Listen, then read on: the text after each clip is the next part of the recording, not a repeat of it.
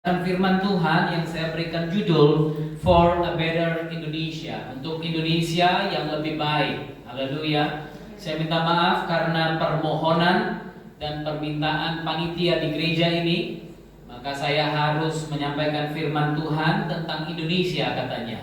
Jadi harusnya kita lanjutkan ekspositori kitab Wahyu, tapi hari ini kita akan belajar. Kita akan dengarkan firman Tuhan, bagaimana untuk memiliki Indonesia yang lebih baik. Haleluya. Saudara siap mendengarkan firman Tuhan? Amen. Mari kita dengarkan firman Tuhan. Kita akan baca dari 2 Tawarik pasal yang ke-7 ayatnya yang ke-14. 2 Tawarik pasal 7 ayat yang ke-14. Saudara sudah mendengar, sudah tahu latar belakang 2 Tawarik 7 ini. Saudara mungkin bisa baca di rumah. Nah, ini adalah doa Salomo yang dijawab oleh Tuhan pada waktu itu. Dan kemudian Tuhan berbicara kepada Salomo. Tuhan katakan, dan umatku yang atasnya namaku disebut merendahkan diri, berdoa dan mencari wajahku, lalu berbalik dari jalan-jalannya yang jahat, maka aku akan mendengar dari surga dan mengampuni dosa mereka serta memulihkan negeri mereka.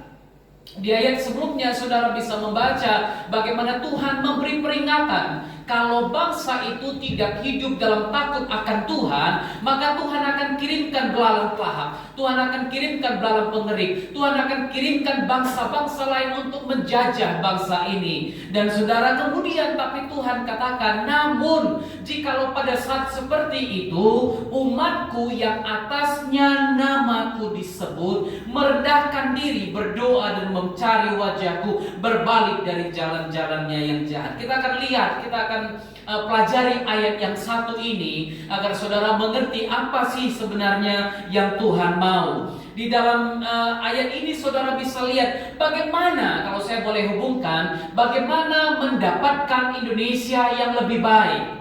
Yang pertama, sebagai jemaat Tuhan, berdoalah bagi Indonesia. Haleluya, berdoalah bagi Indonesia. Lalu di sini dikatakan, dan umatku yang atasnya namaku disebut merendahkan diri, berdoa dan mencari wajahku, lalu berbalik dari jalan-jalannya yang jahat. Pertama, umatku yang atasnya namaku disebut. Haleluya. Yang Tuhan dengar, yang Tuhan perhatikan adalah orang-orang yang disebut sebagai umatnya Tuhan. Amin. Umatnya Tuhan. Nah saudara, saya mau Anda lihat dulu, siapakah yang dimaksud sebagai umatnya Tuhan ini? Apakah semua orang yang berseru Tuhan, Tuhan, Tuhan itu adalah umat Tuhan? Yesus sendiri katakan, tidak semua orang, bukan semua orang yang berseru kepadaku Tuhan, Tuhan, Tuhan akan masuk ke dalam kerajaan surga. Tidak semua orang. Itu sebabnya perhatikan siapa yang disebut sebagai umat Tuhan. Ibrani pasal yang ke-8 ayat yang ke-10. Kalau saudara mau melihat, firman Tuhan katakan, Ibrani pasal yang ke-8 ayatnya yang ke-10. Maka inilah perjanjian yang kuadakan dengan kaum Israel sesudah waktu itu. Demikianlah firman Tuhan. Aku akan menaruh hukumku dalam akal budi mereka dan menuliskannya dalam hati mereka. Maka aku akan menjadi Tuhan mereka dan mereka akan menjadi umatku. Perhatikan baik-baik ayat yang satu ini. Kira-kira siapakah yang disebut sebagai umat Tuhan ini? Saudara perhatikan dari ayat itu, Anda bisa melihat. Yang pertama yang disebut sebagai umat Tuhan adalah orang-orang yang di dalam akal budinya ada hukum-hukumnya Tuhan. Amin. Artinya apa? Daud katakan, dalam hatiku aku menyimpan janji-janjimu supaya aku jangan berdosa terhadap engkau. Inilah yang disebut sebagai umat Tuhan. Orang yang menyimpan dalam hatinya setiap janji Tuhan dan setiap firman Tuhan. Yang disebut sebagai umat Tuhan bukan hanya orang yang mengaku Kristen, tapi orang-orang yang dalam hatinya, dalam akal budinya ada hukumnya Tuhan. Dia tahu hukum-hukumnya Tuhan. Dia tahu dia tidak boleh menyembah ilah-ilah lain. Dia tahu dia tidak boleh menyembah patung-patung. Dia tahu dia tidak boleh apalagi mencuri, tidak boleh membunuh, tidak boleh apalagi memfitnah, tidak boleh berzina, tidak boleh menginginkan harta sesamanya. Dia tahu hukum-hukumnya Tuhan. Dia tahu bahwa sebagai umat Tuhan dia harus mengasihi sesama manusia seperti engkau mengasihi Tuhanmu, seperti engkau mengasihi dirimu sendiri. Itulah yang disebut sebagai umat Tuhan. Haleluya. Artinya apa? Orang yang tidak punya hukumnya Tuhan tidak bisa disebut sebagai umat Tuhan. Kalau Anda tahu mencuri dilarang, namun Anda ngotot, Anda tetap mencuri, curi waktu, apalagi curi uang, curi hati dilarang nggak?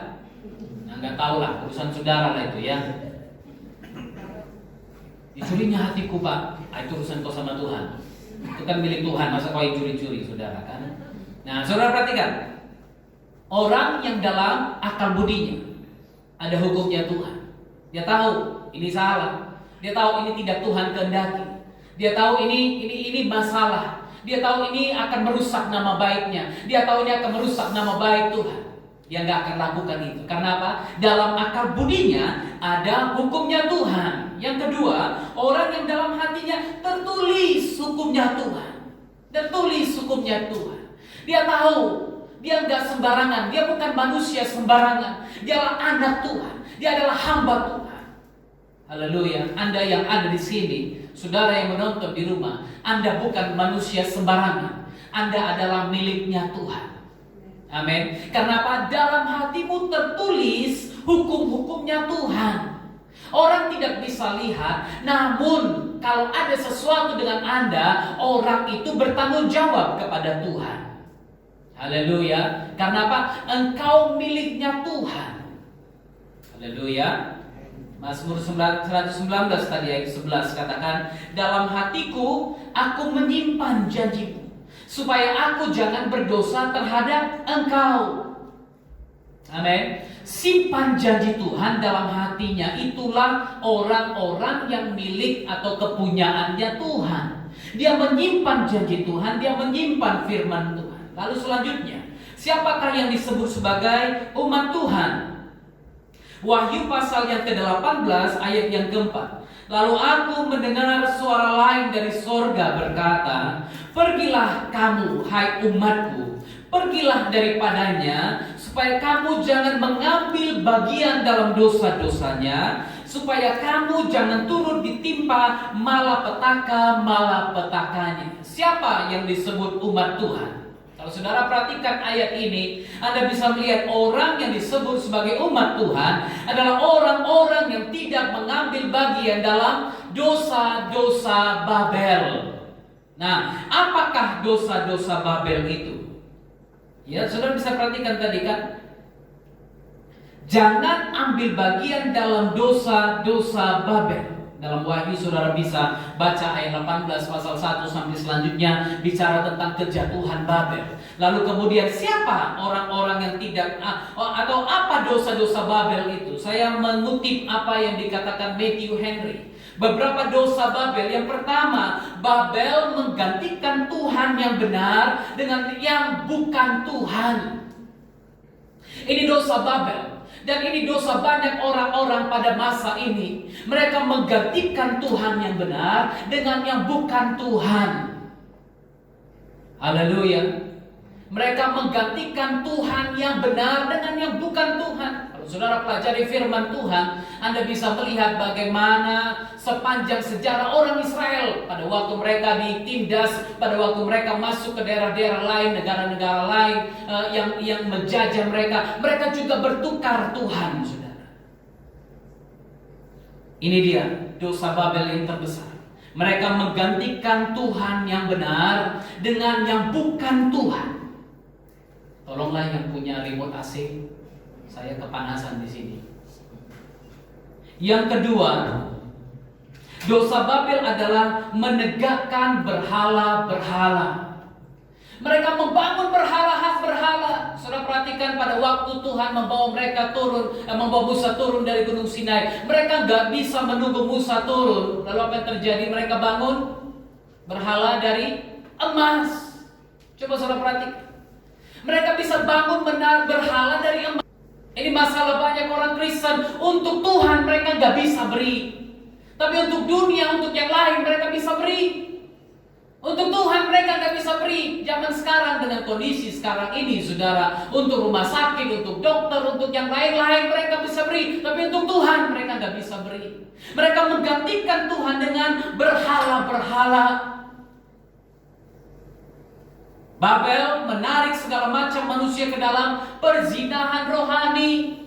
Mengaku Yesus Tuhan, tapi juga masih pergi ke dukun, masih cari orang pintar, masih cari yang lain-lain, kompromi rohani. Ini Babel, ini dosa Babel. Mereka menggantikan segala sesuatu yang adalah yang sebenarnya datang dari Tuhan, digantikan dengan apa yang tidak dari Tuhan. Itu sebabnya saudara lihat Tuhan marah. Babel telah menjerat banyak orang untuk kepentingannya dengan kekayaan dan kemewahan. Kalau saudara perhatikan apa yang terjadi pada zaman-zaman ini, Anda bisa melihat bagaimana Indonesia, bagaimana dunia juga sudah mulai terjerat dengan khotbah-khotbah kemakmuran. Datang ke gereja kau diberkati, datang kepada Yesus kau diberkati. Yesus bilang barang siapa yang mau ikut aku, dia harus sangkal diri, pikul salib, baru ikut aku. Tidak segampang itu kau diberkati. Sangkal diri, pikul salib, ikut Yesus. Haleluya.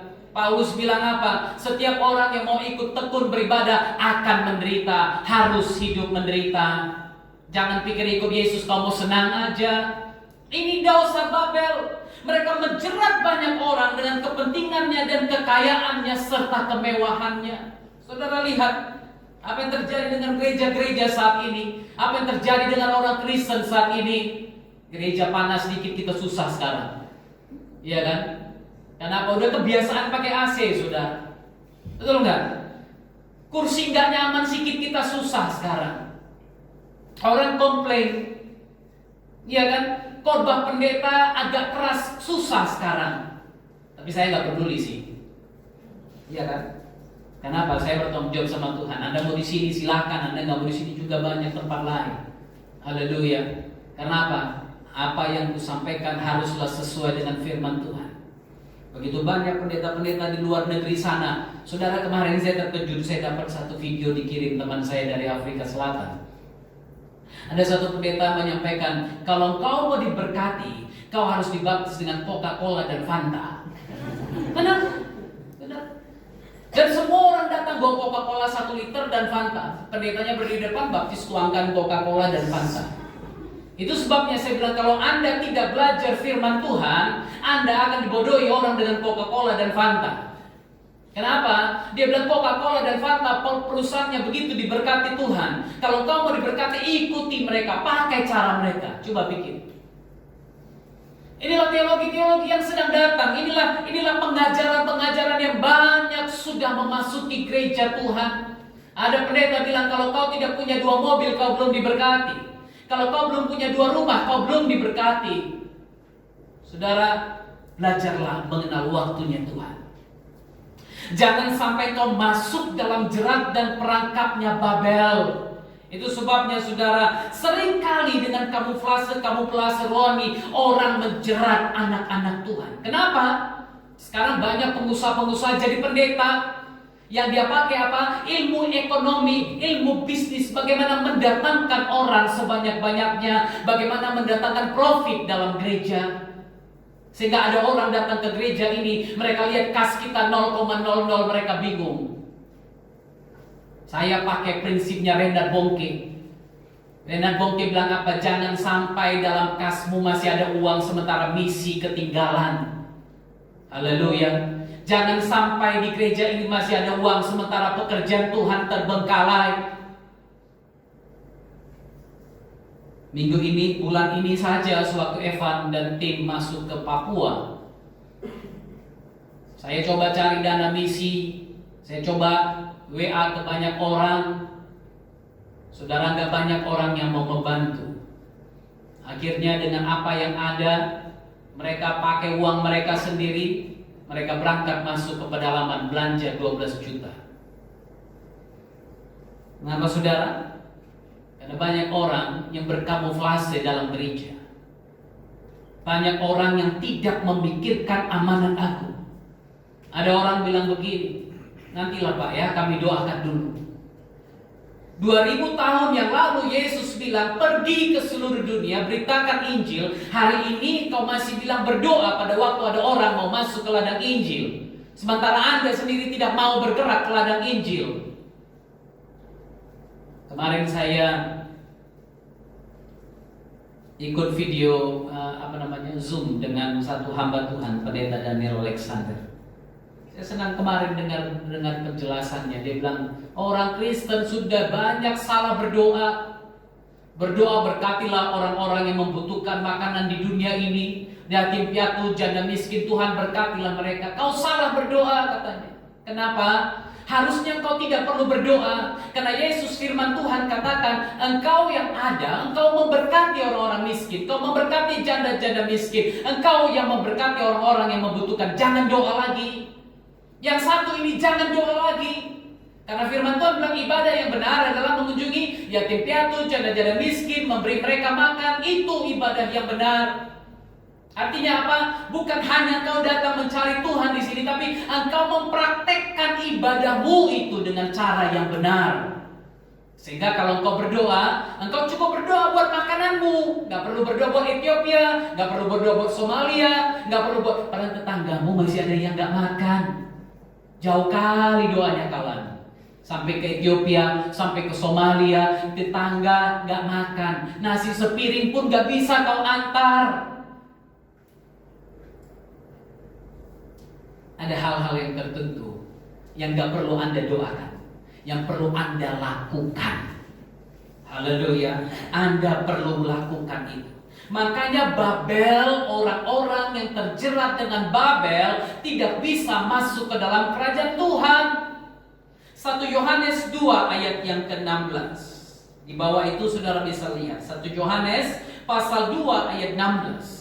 Sebab semua yang ada dalam dunia, yaitu keinginan daging, keinginan mata, serta keangkuhan hidup, bukan berasal dari Bapa, melainkan dari dunia.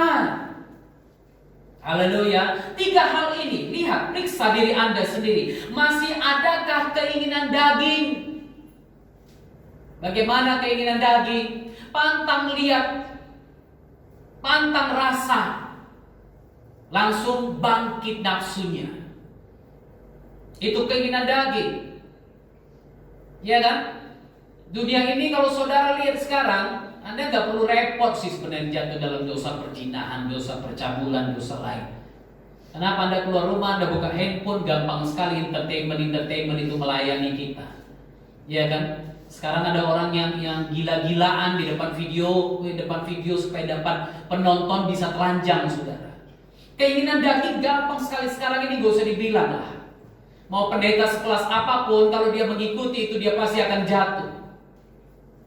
Karena itu saudara, firman Tuhan katakan semua yang ada dalam dunia ini, yang pertama keinginan daging. Ya kan, karena daging memang lemah, firman Tuhan bilang. Tapi roh penurut. Gimana roh nurut? Ya dagingmu pilih mana, roh ya diam aja. Karena Tuhan tidak akan memaksa Anda. Anda pilih untuk bisa jatuh cinta dengan suami orang atau dengan istri orang, maka roh ngikut aja sih. Ngikut aja. Ya terserahlah kau pilih ini, padahal kau tahu itu dosa, padahal kau tahu itu akan hukumannya adalah neraka, firman Tuhan katakan. Karena gak ada penjina yang bisa masuk dalam kerajaan surga. Ya, gak ada pemburik yang bisa masuk dalam kerajaan surga, firman Tuhan ku bilang. Artinya apa? Orang homoseks gak bisa masuk kerajaan surga. Jangan ngaku-ngaku pendeta tapi homoseks pula lagi, saudara. Pasti gak bisa masuk dalam kerajaan surga. Keinginan daging, lalu keinginan mata. Pantang lihat tas cantik Hermes. KW3 pun gak apa-apa lah, yang penting orang lihat aku pakai Hermes. Pantang lihat berlian, pantang lihat emas, pantang lihat ini. Ya bukan kalau untuk jual nggak apa-apa, ya kan? Ada orang yang memang hobinya ngumpul supaya orang pakai. Ngomong pun gini terus. Saya sering jumpa dengan orang kayak gitu. Kalau saya duduk di Jakarta satu warung kopi, jumpa. Ngomong pun tangan, aku pikir Parkinson atau apa tangan ini. Kok gini tangannya terus, ya kan? Mau salam orang pun gini. Halo. Keinginan daging, keinginan mata, dan keangkuhan hidup. Sombong. Haleluya. Firman Tuhan katakan 3 hal ini bukan berasal dari Bapa, tapi dari dunia. Bukan berasal dari Bapa. Sehingga kalau engkau ikut ambil bagian dalam dosa Babel ini, engkau tidak punya hak dalam kerajaan Tuhan. Tidak punya hak. Makanya disebutkan firman Tuhan, saya lanjut kepada umatku yang atasnya namaku disebut.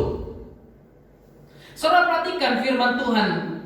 Apakah yang dimaksud? Apakah nama Tuhan itu yang sebenarnya? Bagaimana umat yang atasnya namaku disebut? Saudara perhatikan yang di depan. Ini adalah tulisan yang bicara tentang nama Tuhan. Yod, He, Vav, He. Saudara baca yang dari kiri, jangan dari kanan. Ya, yang kecil itu titik kayak koma, itu Yod, He, Vav, He. YHWH. Oke, firman Tuhan katakan umatku yang atasnya namaku disebut. Apakah nama itu? Apakah nama yang disebut? Keluaran pasal 3 ayat 15. Selanjutnya berfirmanlah Tuhan kepada Musa, beginilah kau katakan kepada orang Israel, Tuhan. Dalam Alkitab kita Tuhan huruf kapital semua. Anda bisa lihat di kamus di belakang ini adalah Yahweh. Yahweh berfirman, dia katakan Yahweh Elohim nenek moyangmu, Elohim Abraham, Elohimnya Ishak, Elohimnya Yakub telah mengutus aku kepadamu. Haleluya. Dalam bahasa aslinya bukan Allah tapi Elohim. Dikatakan seperti itu, Elohimnya Abraham, Elohimnya Ishak, Elohimnya Yakub telah mengutus aku kepadamu. Itulah namaku untuk selama-lamanya. Apakah namanya? Apakah namanya? Nah, di Indonesia, bahasa Indonesia memang saudara nggak bisa lihat karena dia pakai kata Tuhan. Tuhan bukan nama. Tuhan bukan nama, Bapak bukan nama. Kalau orang panggil saya Bapak, Bapak itu bukan nama saya. Ada orang yang pikir gara-gara Asya panggil saya Dedi, ada orang panggil saya Dedi. Pikirnya nama saya Dedi. Pak Dedi apa kabar? Ya benar. Ada orang pikir nama saya Dedi, saudara, karena anak saya panggil saya Dedi. Demikian juga dengan banyak orang Kristen, banyak yang berpikir Tuhan adalah namanya. Namanya bukan Tuhan, itu sebutannya, panggilannya sebagai Tuhan. Tapi namanya adalah Yahweh. Yahweh selanjutnya berkatalah Tuhan kepada Musa, begini kau katakan kepada orang Israel, Yahweh, Tuhannya Abraham, Tuhannya Ishak, Tuhannya Yakub telah mengutus aku kepadamu. Belajarlah mengenal nama yang benar itu. Engkau sedang berada di akhir daripada akhir zaman. Belajar mengenal nama itu. Umatku yang atasnya namaku disebut. Saudara belajar firman Tuhan, ada lebih dari 100 nama Tuhan yang disebut dalam Alkitab.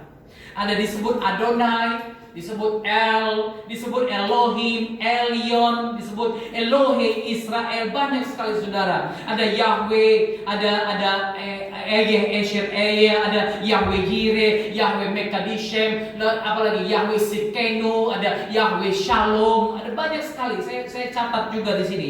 Cuma karena terlalu banyak saya nggak bisa tunjukkan di depan. Ada El Hipa, Gibor, Tuhan yang pahlawan. Ada Emet, Tuhan kebenaran. Ada juga kalau ada orang India namanya Magen.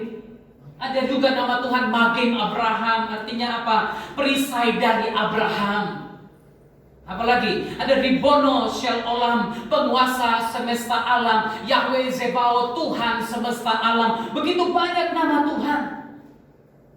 Begitu banyak nama Tuhan. Dan sebagai umat Tuhan, Anda harus belajar mengenal nama itu. Belajar mengenal nama itu. Kalau Anda sedang berada dalam masalah, panggil Yahweh Nisi, Tuhan panji keselamatanku. Kalau Anda sedang sakit, panggil Dia, Yahweh Rafa, sembuhkan aku, pulihkan aku. Saudara lihat semua sebutan Tuhan ini dipanggil oleh Abraham, dipanggil oleh Daud. Orang-orang yang merasakan apa yang Yahweh, apa yang Tuhan itu lakukan. Bahasa Batak Toba, Alkitab sebut Dia Jehovah di Batak. Bahasa Nias, Jehovah.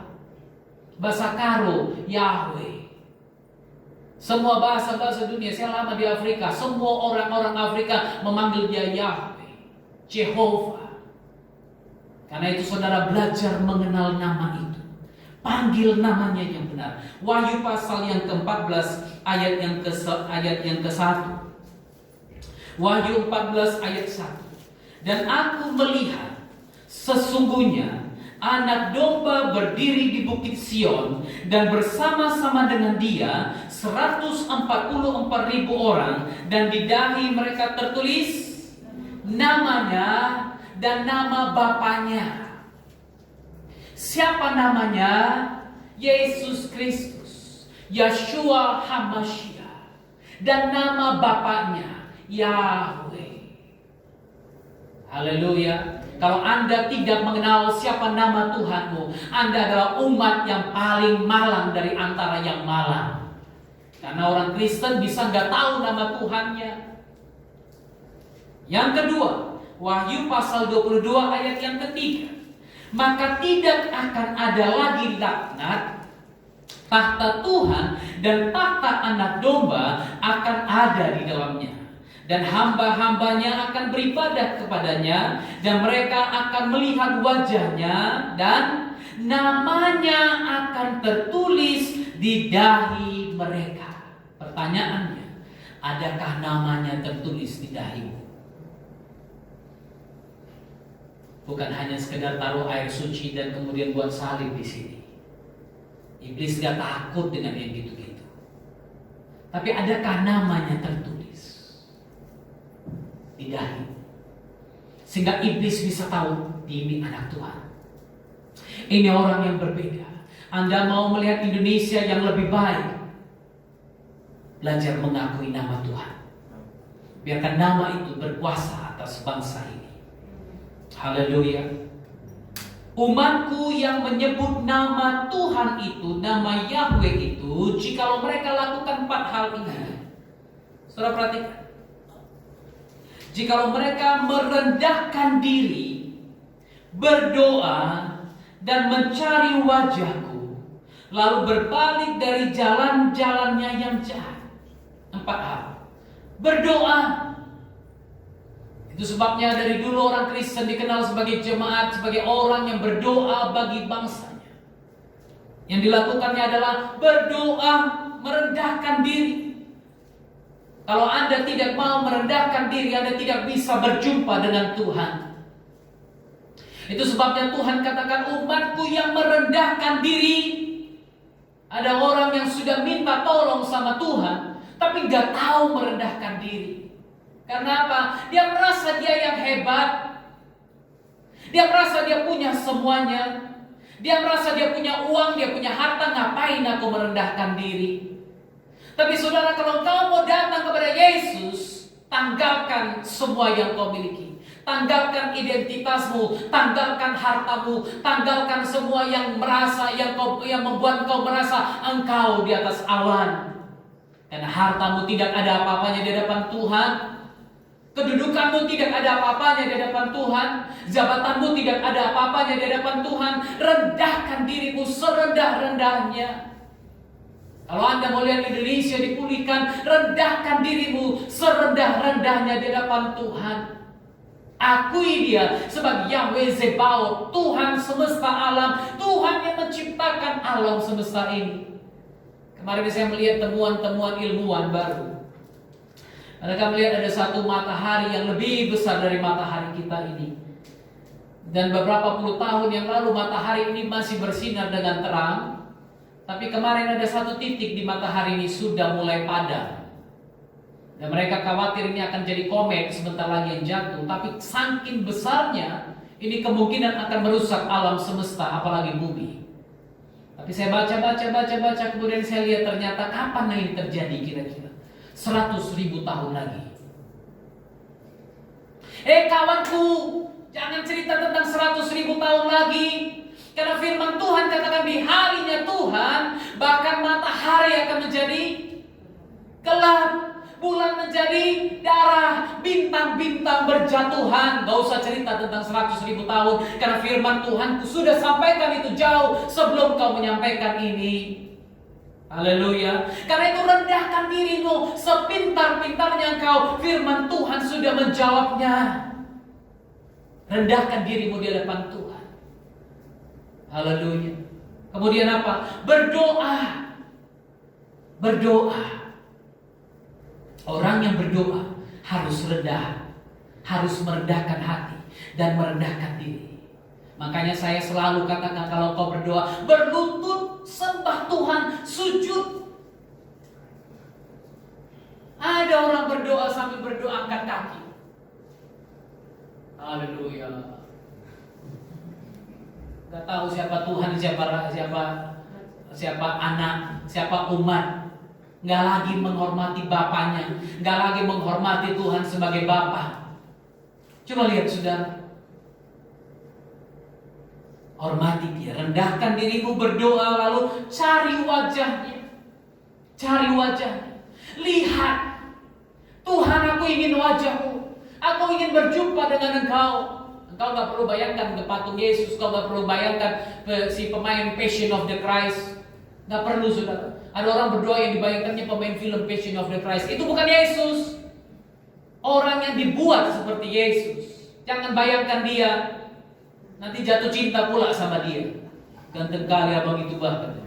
Ganteng kali Tuhan Yesus. Ada orang yang ganteng kali Tuhan Yesus, jatuh cinta pun dengan dia.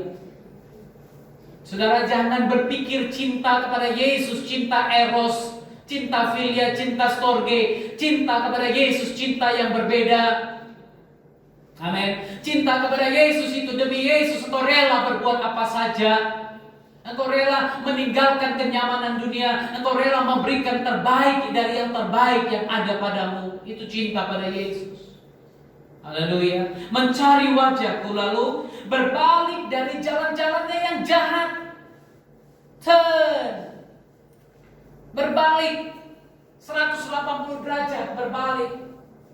Kalau dulu jalanku jahat, aku kembali kepada jalan yang benar. Aku berbalik kepada jalan yang benar. Haleluya. Ini yang dilakukan umatku yang merendahkan diri, berdoa, mencari wajah Tuhan, lalu berbalik dari jalan-jalannya yang jahat. Maka Tuhan akan memulihkan negeri ini.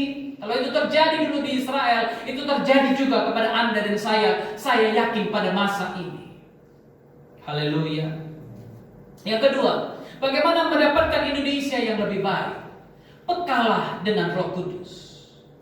Peka dengan Roh Kudus. Yohanes pasal yang ke-16 ayat yang ke-8. Dan kalau ia datang, siapakah itu? Roh kebenaran, Roh Kudus, yang akan menginsafkan dunia akan dosa, kebenaran, dan penghakiman. Haleluya. Peka dengan Roh Kudus.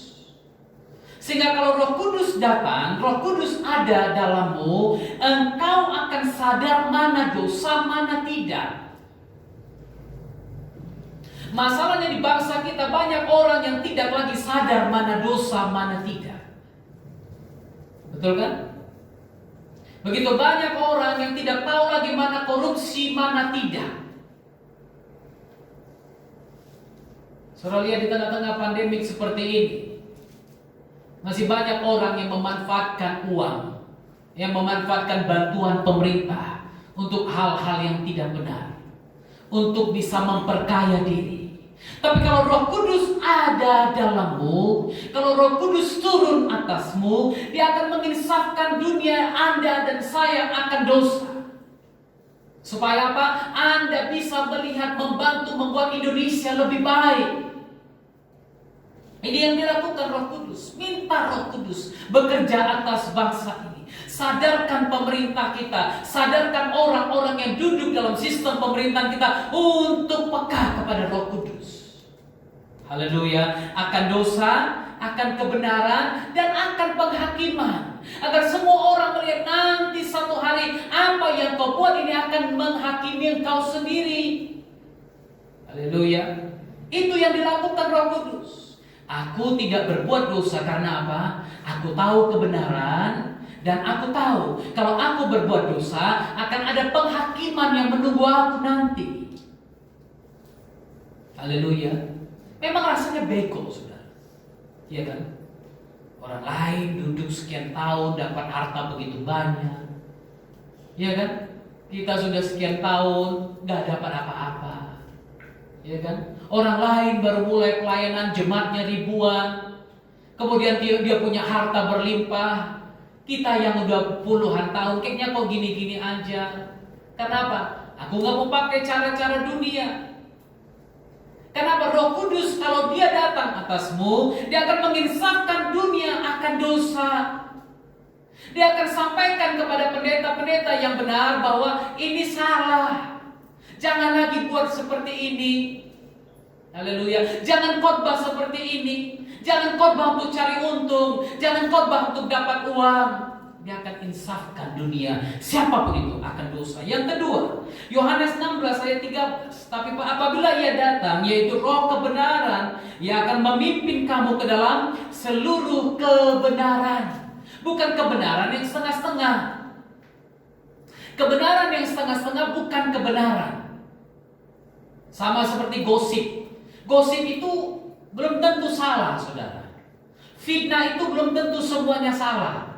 Cuma seringkali kebenaran yang disampaikan bukan kebenaran sepenuhnya, tapi kebenaran yang seperempat, setengah-setengah. Kau tahu, semalam dia ceritain kau bang. Memang kami duduk-duduk kumpul cerita, tapi bukan ceritain kebusukanmu. Kami cerita bagaimana kau sedang ada masalah, bagaimana menolong kamu. Kami cerita memang misalnya, ya kan? Jadi gak semuanya gosip itu belum tentu semuanya salah. Tapi sayangnya kebenarannya cuma setengah-setengah atau seperempat atau secuil. Ya kan? Dia bukan kebenaran yang seutuhnya. Itu sebabnya kalau Roh kebenaran datang, dia pimpin kamu ke dalam seluruh kebenaran itu. Artinya kalau Anda masih senang gosip, Anda masih senang fitnah orang, Anda masih senang ceritain orang, Anda masih senang melihat orang celaka, di dalammu tidak ada Roh kebenaran. Tidak ada. Di dalammu tidak ada Roh Kudus. Karena Roh Kudus akan memimpin kamu ke dalam seluruh kebenaran itu.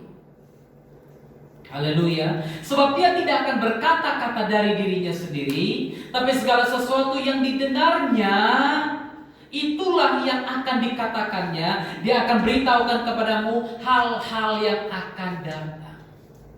Itulah Roh Kudus. Karena itu saya bilang Indonesia butuh Roh Kudus. Orang Kristen Indonesia butuh Roh Kudus. Orang percaya Indonesia butuh Roh Kudus.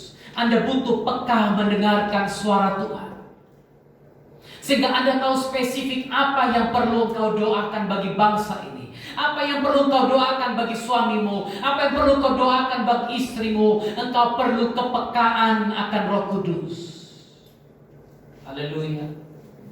Yang ketiga, bagaimana mendapatkan Indonesia yang lebih baik? Dibasuh dengan darah Yesus. Dibasuh dengan darah Yesus. Wahyu pasal yang kelima ayat yang ke-9. Wahyu 5 ayat yang ke-9. Dan mereka menyanyikan suatu nyanyian baru, katanya, engkau layak menerima gulungan kitab itu dan membuka meterai-meterainya, karena engkau telah disembelih, dan dengan darahmu engkau telah membeli bagi mereka. Engkau telah disembelih dan dengan darahmu engkau telah membeli mereka bagi Tuhan dari tiap-tiap suku dan bahasa dan kaum dan bangsa. Haleluya. Dengan darahnya dia telah membeli engkau dan saya Dia telah membeli bangsa-bangsa dari tiap suku, bahasa, kaum, dan bangsa dengan darahnya. Indonesia perlu dibasuh dengan darah Yesus. Setiap suku-suku, setiap bangsa, setiap bahasa harus dibasuh dengan darah Yesus. Ini doa kita bagi Indonesia, agar mereka merasakan penebusan yang dilakukan Kristus itu. Agar mereka tahu bahwa Kristus mati bagi mereka juga. Haleluya. Kita perlu berdoa bagi Indonesia. Tuhan basuh Indonesia dengan darah-Mu. Tuhan bersihkan Indonesia dengan darah-Mu. Karena Dia telah membeli bangsa kita. 2000 tahun yang lalu Dia mati bagi Indonesia juga. Dia bukan hanya mati bagi engkau dan saya saja, tapi Dia mati bagi semua orang. Hanya saya banyak yang tidak mau menerima Dia. Banyak orang yang menolak Dia. Karena begitu besar kasih Bapa akan dunia ini, sehingga Ia mengaruniakan anaknya yang tunggal, supaya setiap orang yang percaya kepadanya tidak binasa. Itu keinginan Bapa. Agar apa? Tidak satu pun yang percaya kepada Yesus Kristus binasa. Gak ada. Tuhan gak mau orang binasa. Tuhan gak mau kau masuk ke dalam neraka. Karena neraka bukan diciptakan untuk manusia. Neraka diciptakan untuk iblis dan antek-anteknya yang jatuh. Bukan untuk manusia. Tapi iblis gak mau sendiri. Iya kan? Iblis gak mau sendiri. Dia ajar orang lain. Dia pengaruhi orang lain. Dia pengaruhi Adam. Bukankah Tuhan berfirman? Coba lihat. Kadang-kadang iblis berbicara seperti Tuhan. Sehingga Anda berpikir Anda mendengar suara Tuhan. Sambil bawa mobil aku dengar suara Tuhan. Iya kan? Sedang duduk-duduk di WC aku dengar suara Tuhan. Sedang jalan-jalan aku dengar suara Tuhan. Hati-hati. Hati-hati. Jangan sampai yang bicara kepadamu bukan Tuhan. Ujilah segala sesuatu. Ujilah roh yang berbicara kepadamu. Amin. Ujilah hamba-hamba Tuhan yang bicara kepadamu. Lihat, apakah yang dia sampaikan sesuai dengan firman Tuhan atau tidak. Kalau yang dia sampaikan tidak sesuai dengan firman Tuhan, jangan dengarkan dia. Mau dia kutukin, kau biarkan saja. Karena firman Tuhan pun juga katakan, kutuk tanpa alasan tidak akan jatuh. Haleluya. Tidak akan jatuh. Karena itu jangan takut dengan orang yang mengutuki engkau dengan sembarangan. Tidak mungkin bisa kena kepadamu. Kalau engkau takut kepada Tuhan. Takutlah kepada Tuhan. Haleluya. Bagaimana mendapatkan Indonesia yang lebih baik? Yang keempat, umat Tuhan jaga pikiran, hati, mata, dan hidup. Tadi kita udah baca Mazmur 101 ayat 3 katakan, tiada kutaruh di depan mataku perkara dursila, perbuatan murtad aku benci, itu tak akan melekat padaku.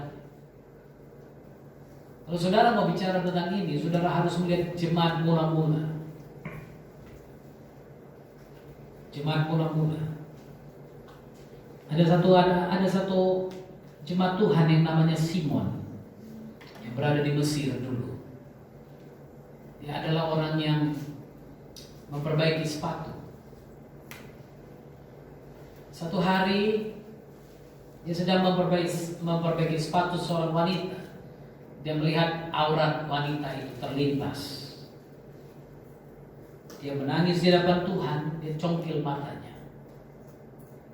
Karena firman Tuhan katakan, lebih baik aku masuk ke surga dengan satu mata daripada masuk ke neraka dengan dua mata utuh.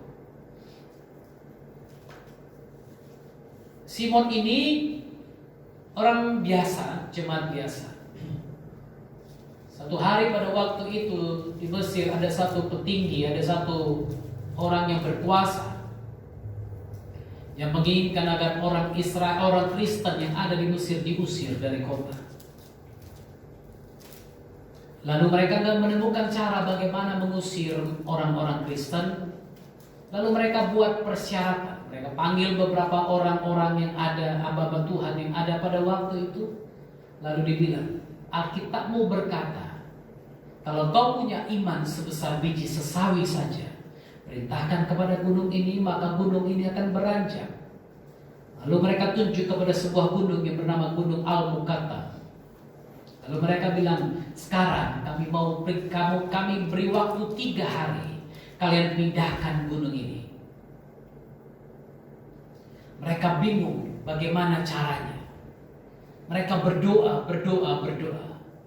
Sampai satu hari, ini menurut sejarah, kepada mereka Tuhan tunjukkan Simon ini. Bukan pendeta, bukan rabi, bukan imam, tapi Simon, jemaat biasa. Lalu orang bertanya, kenapa Simon? Dia kan orang biasa. Tapi Tuhan menghargai dia karena imannya, karena ketulusannya. Tiada kutaruh di depan mataku perkara dursila. Dursila artinya yang kotor, yang bejat, yang tidak benar. Gak aku taruh di depan mataku. Akhirnya Simon dengan semua orang Kristen di Mesir berdoa bersama-sama. Dan gunung itu pindah, beranjak dari tempatnya. Saudara mau percaya atau tidak urusan saudara. Tapi sejarah mencatat ini dan banyak orang meneliti hal ini. Dan kebenarannya ada. Saya tulis itu juga di buku saya, silakan baca buku saya. Tiada aku taruh depan mataku perkara dursila, perbuatan murtad aku benci, itu tidak akan melekat padaku. Kalau Anda melihat Indonesia yang lebih baik, hal ini perlu kita lakukan. Ini perlu Anda lakukan, ini perlu saya lakukan. Jangan letakkan perkara dursila di depan matamu. Jangan murtad, jangan menyangkal Tuhan. Karena perbuatan murtad aku benci. Itu tak akan melekat padaku, kata Daud. Amsal 4:23. Jaga hatimu dengan segala kewaspadaan, karena dari situlah terpancar kehidupan. Jaga hatimu. Jangan minta Tuhan yang jaga, engkau yang jaga hati. Kalau tahu di situ ada masalah, di situ ada cobaan, di situ ada ujian, jangan datang ke situ. Haleluya. Yusuf tahu pada waktu dia masuk ke rumah Potifar, istri Potifar selalu mengincar-incar dia. Apa yang Yusuf lakukan? Dia nggak pernah main-main. Pada hari terakhir di mana istri Potifar menarik dia, dia bukan bilang jangan lo tante.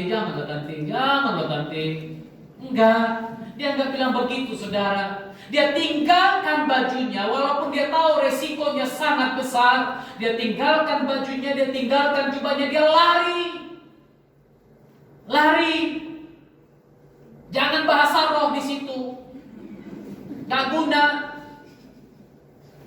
Ya kan? Gak guna. Haleluya. Lari. Tinggalkan dosa. Karena kau harus jaga hatimu. Kalau tahu kau gak kuat di situ, karena kalau duduk di meja itu kau bisa korupsi, lari. Tinggalkan itu. Kalau tahu karena pekerjaanmu kau jauh dari Tuhan, lari. Tinggalkan pekerjaan itu. Minta Tuhan pekerjaan yang baru. Sebenarnya saya tadi mau khotbah tentang Wahyu 2 jemaat kepada jemaat di Smyrna. Luar biasa, Tuhan memuji jemaat yang satu itu. Karena apa? Perbuatan mereka, penderitaan mereka, aniaya mereka. Nanti minggu-minggu selanjutnya saya akan sampaikan. Tapi saudara, jaga hatimu dengan segala kewaspadaan. Karena dari situ terpancar kehidupan. Kalau hatimu buruk, maka busuklah semua. Kemarin saya baca satu tulisan seorang hamba Tuhan yang bilang begini. Ada satu sedikit daging dalam tubuhku yang sangat berpengaruh kepada semua yang ada di sekitarku. Kalau satu daging itu busuk, maka gak lama busuklah semua yang ada di sekitarku dan tubuhku. Tapi kalau daging yang satu itu bersih, maka bersihlah tubuhku dan semua yang ada di sekitarku. Dan daging itu namanya hati. Itu sebabnya jaga hatimu dengan segala kewaspadaan. Amin. Jaga dengan segala kewaspadaan. Efesus pasal 6 ayat 10 sampai 18. Saya yakin saudara sudah tahu ayat ini tentang perlengkapan rohani. Akhirnya hendaklah kamu kuat dalam Tuhan, dalam kekuatan kuasa-Nya.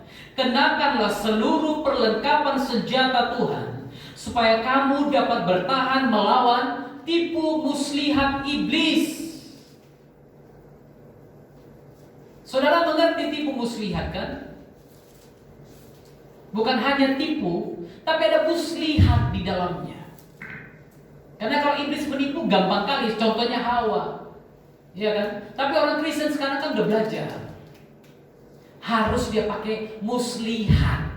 Harus ada magic-magicnya dikit. Ya kan? Harus ada trik-triknya dikit. Oh, Pak, aku pikir ke sana, Pak. Dia kayak dukun, tapi bukan dukun, Pak. Kenapa? Pakai ayat Alkitab dia, Pak. Iya, doa dia, Pak, sebelum sembuhkan aku. Terus Alkitab disobeknya, digulung-gulung. Itulah Pak sekarang di pinggangku ini. Oh iya.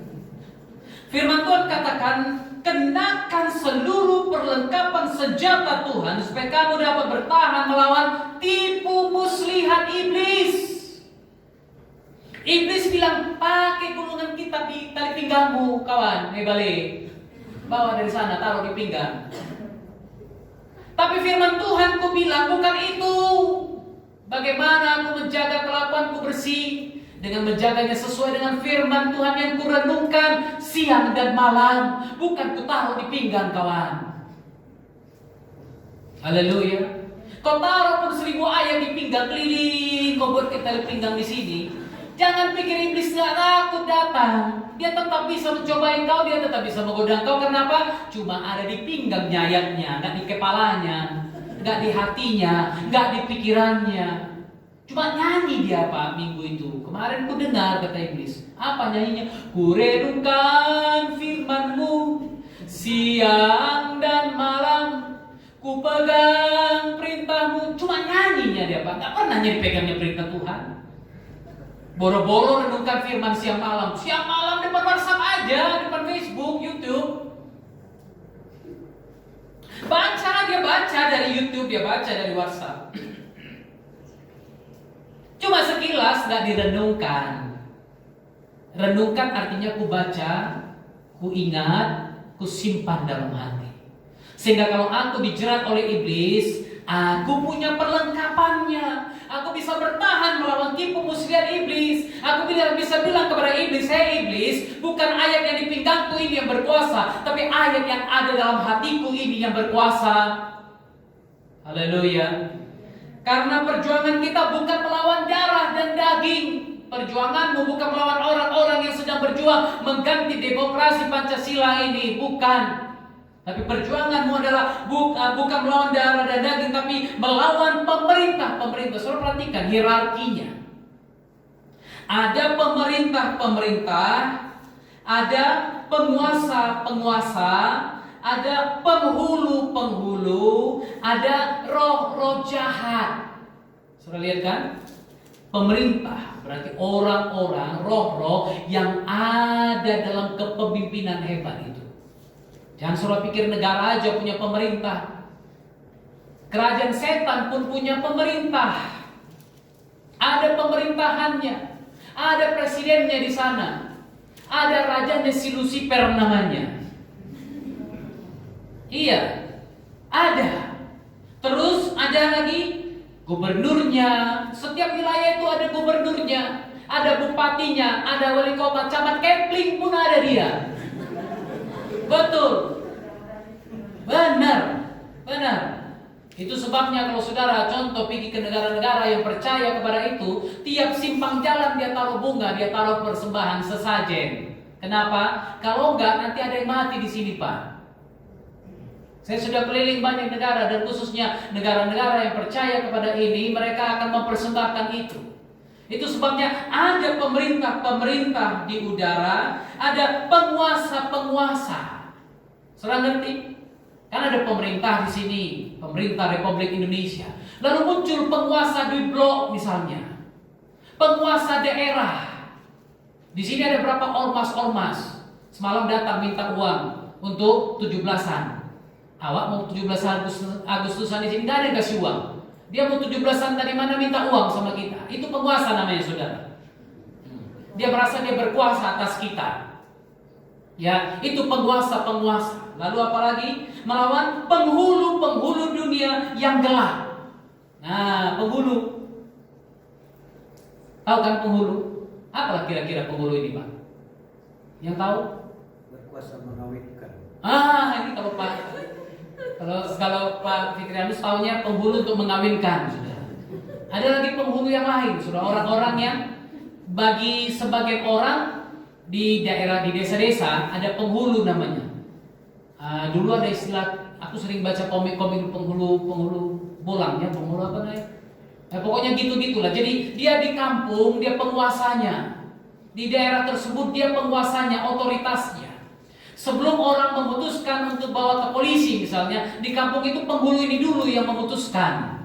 Nah, iblis pun ada hierarki ini. Saudara lihat.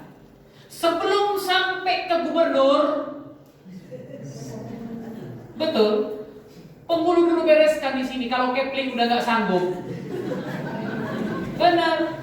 Makanya saudara, saya melayani okultisme dari zaman bapak saya, kami lihat, lalu kemudian kami ada setan yang bisa dikalahkan dengan setan lain.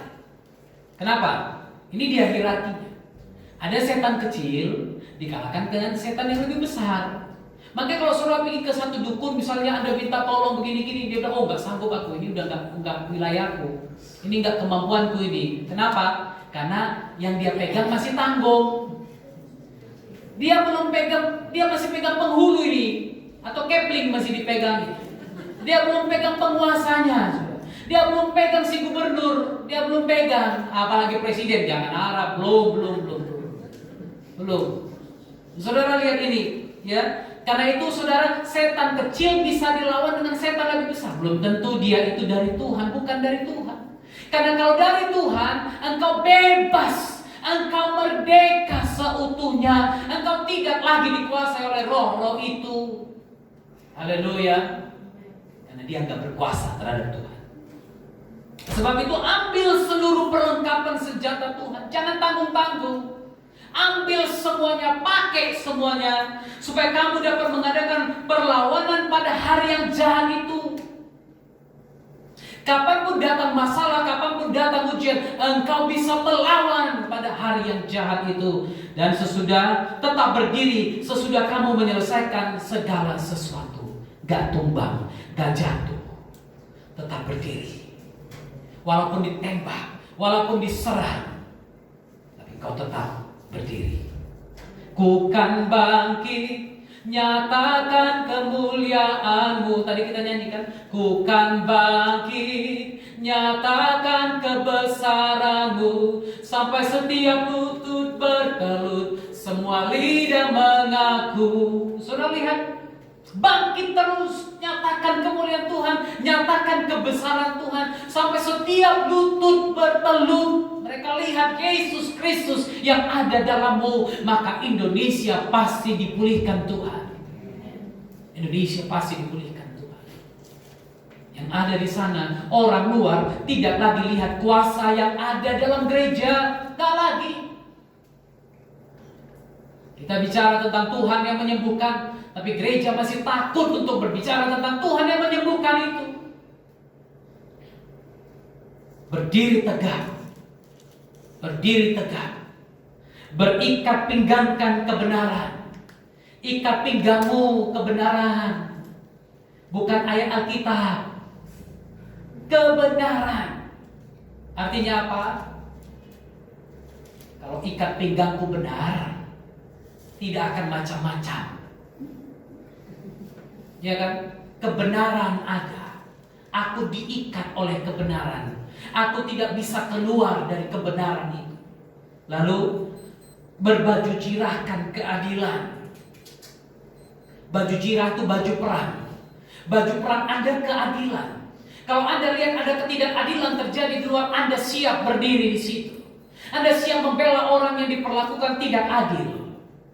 Berbaju jirahkan keadilan. Apalagi kakimu berkasutkan kerelaan untuk memberitakan Injil damai sejahtera. Kakimu siap pergi kemana saja. Berikanku kaki. Berikanku ya kan? Berikanku tanganmu untuk melakukan tugasmu. Berikanku kakimu berjalan dalam rencanamu. Jangan cuma nyanyi doang. Minta Tuhan, berikan aku baju jirah yang ini, berikan aku kasut ini, supaya aku memberitakan Injil damai sejahtera. Dalam segala keadaan gunakan perisai iman, yaitu firman Tuhan. Sebab dengan perisai itu kamu akan dapat memadamkan semua panah api. Iblis serang dengan perkataannya, dengan fitnahnya, dengan gosip dan yang lain-lain. Padamkan dengan firman ini. Lawan dengan firman. Aku dihina orang, aku difitnah orang, aku dijelekkan orang, aku dijatuhkan orang. Bertahan dengan firman. Bertahanlah dengan firman. Biarkan Tuhan yang berurusan dengan orang itu. Haleluya. Kalau Tuhan berurusan dengan orang itu, dia akan cilaka. Iya, dia akan cilaka, saudara. Benar. Karena Tuhan akan bela Anda. Tuhan akan bela Anda. Haleluya. Beberapa hari ini kami melihat bagaimana Tuhan membela kami. Ada kejadian-kejadian terjadi 2 tahun lalu di misi. Bagaimana orang-orang yang tadinya kami berjalan sama lalu kemudian tidak berjalan lagi. Tapi Tuhan buktikan. Tuhan buktikan. Kalau kau berpegang pada kebenaran, kasih karunia-Nya cukup bagimu. Haleluya. Terimalah ketopong keselamatan dan pedang roh, yaitu firman Tuhan. Lawan iblis dengan pedang roh.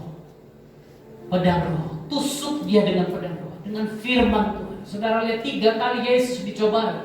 3 kali firman yang dia sampaikan. Firman yang dia sampaikan. Jangan sampai kalau ada iblis datang kau lawan dengan bawang putih.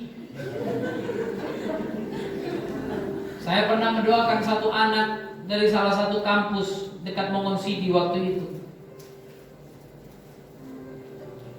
Datang mereka lari-lari panggil kami, panggil saya ke rumah. Saya datang dengan beberapa orang saya ke rumahnya.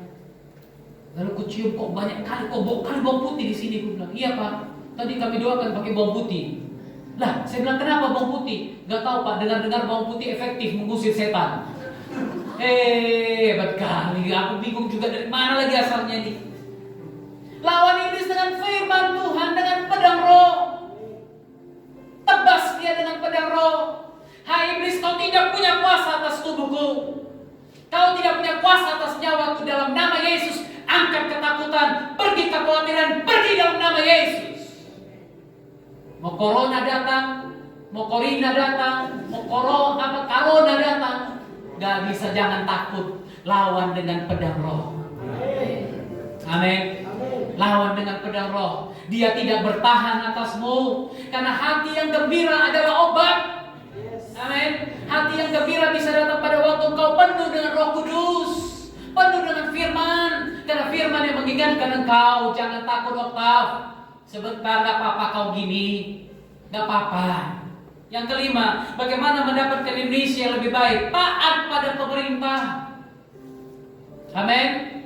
Taat pada pemerintah. Roma 13 ayat 1 sampai 5. Ayat 1 katakan setiap orang haruslah taat kepada pemerintah. Dalam terjemahan baru dikatakan takluk, tapi saya suka bahasa Indonesia sehari-hari karena takluk punya unsur yang sangat luas sekali. Tapi di sini dikatakan taat pada pemerintah, sebab tidak ada pemerintah yang tidak mendapat kekuasaannya dari Tuhan, dan pemerintah yang ada sekarang ini menjalankan kekuasaannya atas perintah dari Tuhan.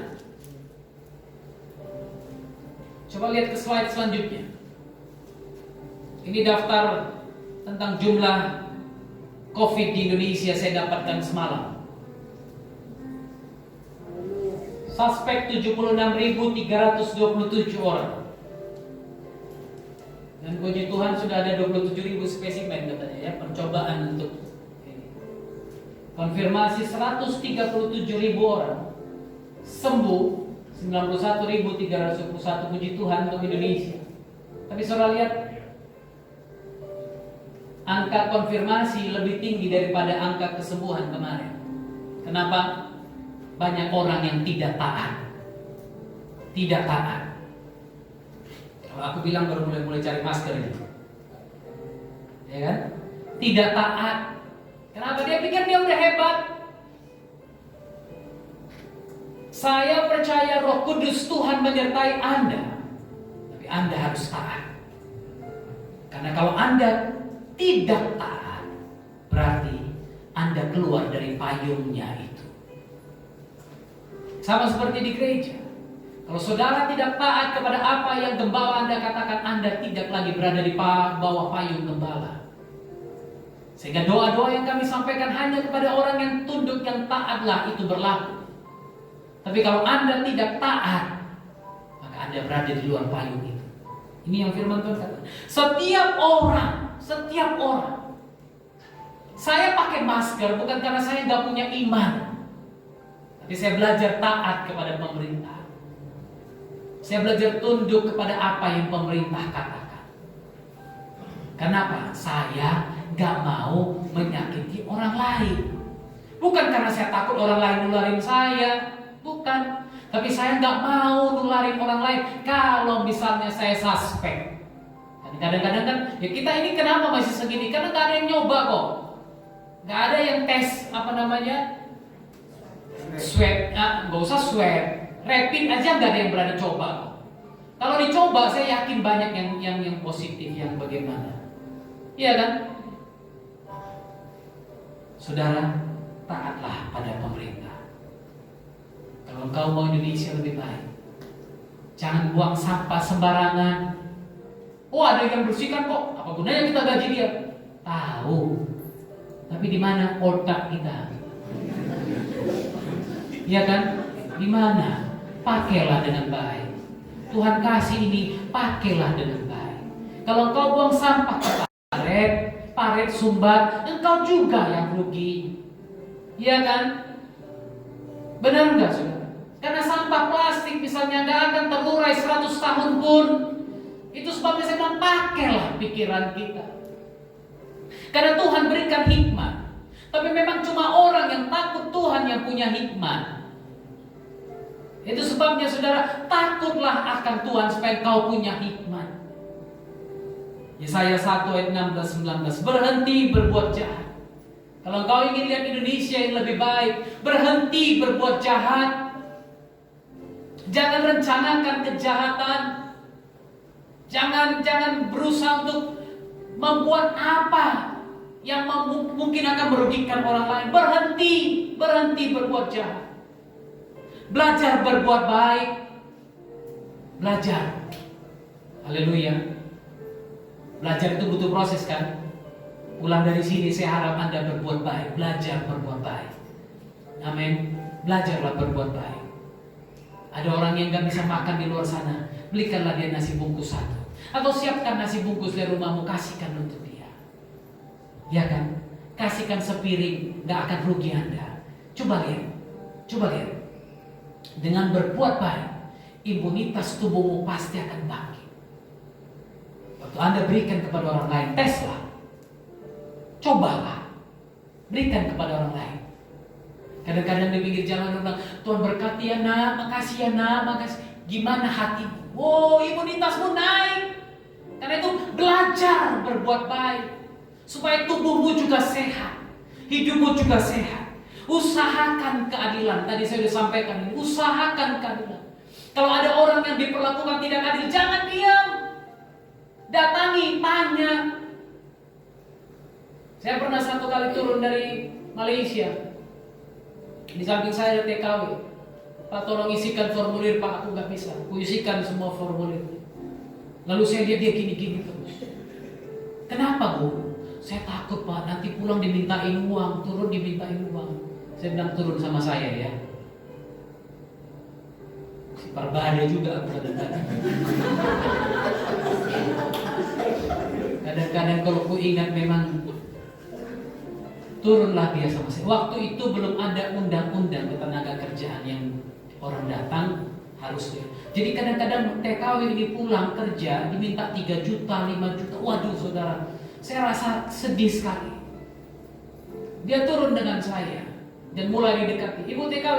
Saya bilang jalan.